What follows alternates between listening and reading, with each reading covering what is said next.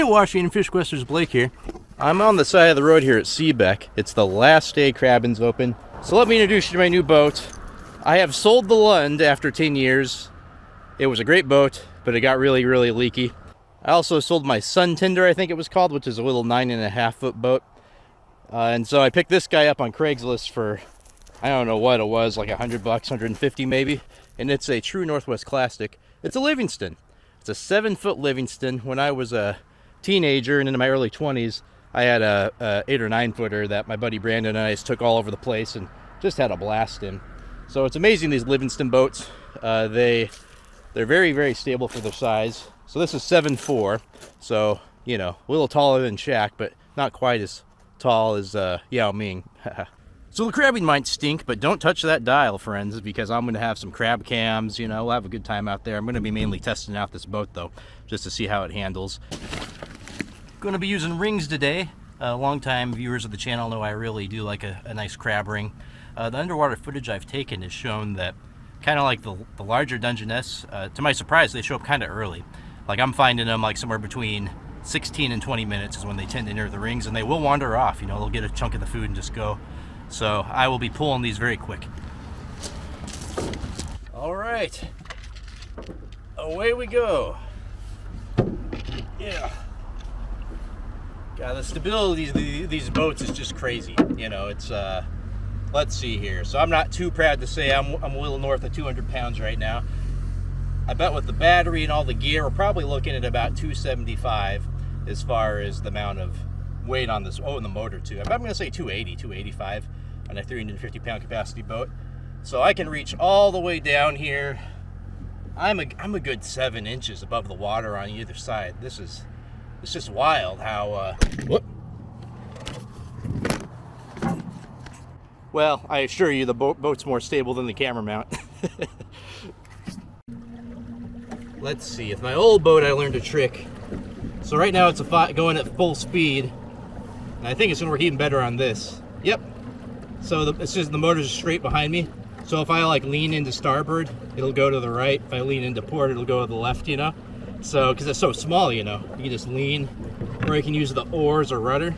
So you can steer the boat without actually having to turn around and grab the motor, as long as you're in, you know, a good clear spot where you don't have to worry about many obstructions and things of that nature. So yeah, that makes steering this boat an absolute blast. I don't expect much from the trip as far as catching goes, because there's a marina right there, and it's the last day of summer season. It is literally, I'm filming this on Labor Day. For those that are not from Washington, in Puget Sound and Canal, the limit's 5 Dungeness crab in the summer season. Usually opens the 4th of July weekend, and it usually closes Labor Day weekend. So you basically got two months, maybe a little change in there, depending where the holidays fall. And then winter season, they take usually a month to assess the catch record cards to see how each area is doing as far as the crab populations and how much has been taken. And I'm sure they need to weigh that against the tribal 50-50, and then they'll open up areas where there's still more that can be taken. All right, I put a little space between me and the marina back there, if you can see it. You can barely see it, I put so much space between us. All right, since you guys are friends of mine, I'm gonna give you the full tour here. So back here, you can see the capacities and all that. There's the motor. I only did 2 things. I did just a little bit of fiberglass work, just a little bit of patchwork, but the people did great. But I also put on a motor mount on each side. There was 2 holes screwed there already. So unfortunately, because of that, the trolling motor sits a little high on the bracket, but that's fine. It's not gonna like blow off or anything. And then here's the bow of the boat. For bait, I got shad. So this is at least a full shad, probably like a shad and a half. So I'm just gonna put this here loop through it. So I got 4 shad with me today, and so I saved the heads from putting them in the bait bags. I'm gonna just put that through the eye, and then I'll have that sitting on top of the bait bag. Good chance a dog shark will come pick it off, but if it doesn't, you know, and even the little crab gets on there, starts chewing this up, spreads the scent around, you know. All right, there we go. So I'm gonna lower in the ringy dinghy. I'm gonna do it nice and gentle like, because I don't have a depth finder on me. I'm kind of guessing at the depth, and you know, also I got the camera on there. I'm experimenting with a new camera angle where it should be like half on the bait and kind of half off of the bait, because it can really take up the full screen there in these rings.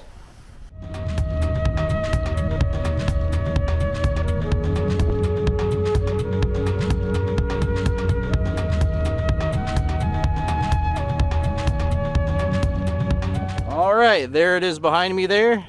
I just got one buoy. Usually I have like very ostentatious, you know, decorations to my buoys, so I know they're mine, but I'm the only game in town out here, and I need to keep it small for this boat, so I don't want a big thing sticking out. So I'm off to drop the second one. Ooh-wee, before I drop that pot, I know this camera probably won't do it justice. Look at the Olympics there behind me. That's facing west, of course. Holy smokes, we get to live in a beautiful part of the world. Ooh, there we go. We will see. You know, the urge to just chuck these is so strong, but I really don't want to have to lose a camera. Oh yeah, this is way shallower. Nice. There we go. Put on the clip.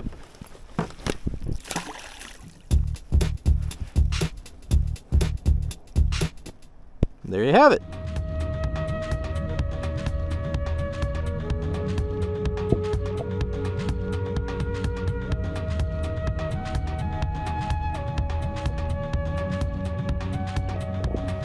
All right, here we are, pull one.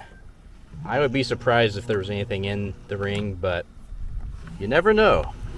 So usually I weight my rings, but since I'm in the bay, and these are rebarb rings, meaning their outside is actual rebarb that's been bent around, they don't really need it. I mean, they weigh a good 5 pounds a piece. All right. Oh my word! I don't think it's a keeper, but there's something in there. There we go. I guess we'll give it a measure. It's a male. Now let's play a game. And that game is, did Blake forget the crab gauge? Let's see, I got my boat box here. Woohoo! Right on top. I put crab gauges everywhere. Like I put them in my truck and in this box. All right, here we go. Oh my word, it is a keeper. Oh, I really thought I wasn't going to do any good today. Wow, that is awesome. It's not a Mondo by any means, as you can see there, upside down style, but it's got a good ½ inch there.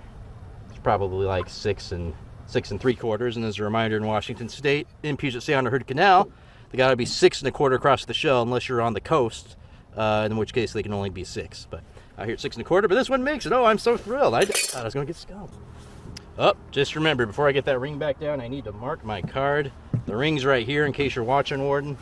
Yeah, usually I run Minn Kota trolling motors, but I'm really loving these Newports. They're built for salt. Usually my Minn Kotas run great. However, every now and again I'll get one that's kind of a lemon and for whatever reason just sort of burns out early.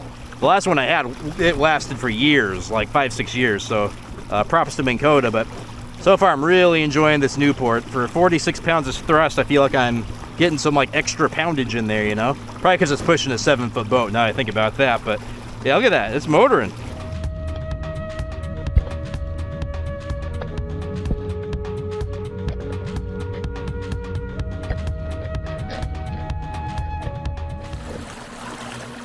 All right, here we go. Yeah, I would be pretty blown away if I do as well if this one as did with that first one, but heck, like I say, it's already been a success. The goal for today was just not to die in a 7-foot boat on Hood Canal. So, you know, any extra crabbies is very appreciated, Poseidon.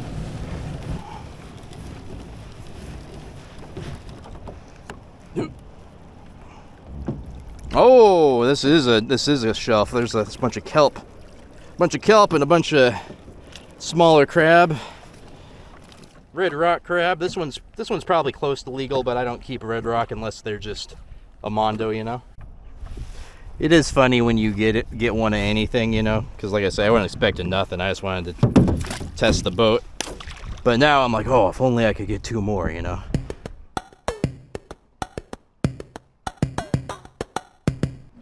It's actually getting darker quicker than I thought. I'm going to need to be off the water before 8, so I will do one last set of pulls.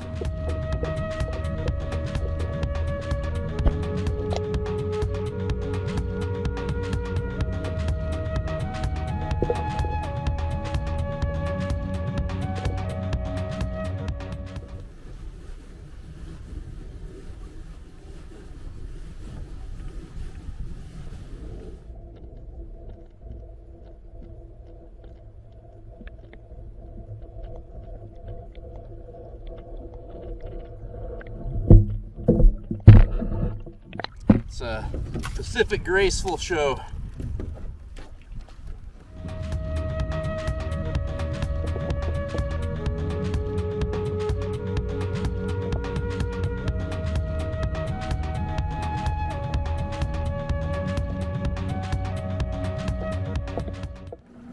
I'd take a red rock at this point. Nice red rock. Oh, that'd be nice.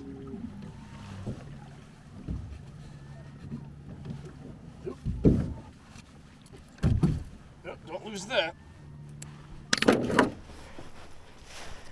I feel weight in there. Oh, hey, we got some reds. They heard my plea. The trick will be getting them out. Don't you murder me. Oh no. No, no. Alright, well, this one's got the line in the bait bag. I'm just going to put it in the bucket. God, look at that. That guy's certainly never lost any claws. Holy smokes. Those are gigantic.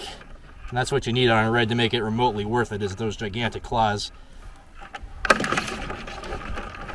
Ooh, they're going to murder each other. Oh no. I feel bad for the dungey in the middle there. Alright, well, I'm going to head back. It really was a great day, though, because I got 2 red rocks and 1 keeper dungey, which is more than I was expecting. I kind of just wanted to test out this boat. So expect to see this little 7-foot dinghy more in freshwater environments. I want to do more lakes on the show. You know, I really do love fishing freshwater. I just live so close to the salt that it's kind of irresistible sometimes. But next time I go to like Eastern Washington, you know, and it's not to ice fish, oh, I'd love just to drop this boat in the Seep Lakes or something. And of course, even more locally to me on the west side. So, thank you so much, and see you next time on Washington Fish Quest.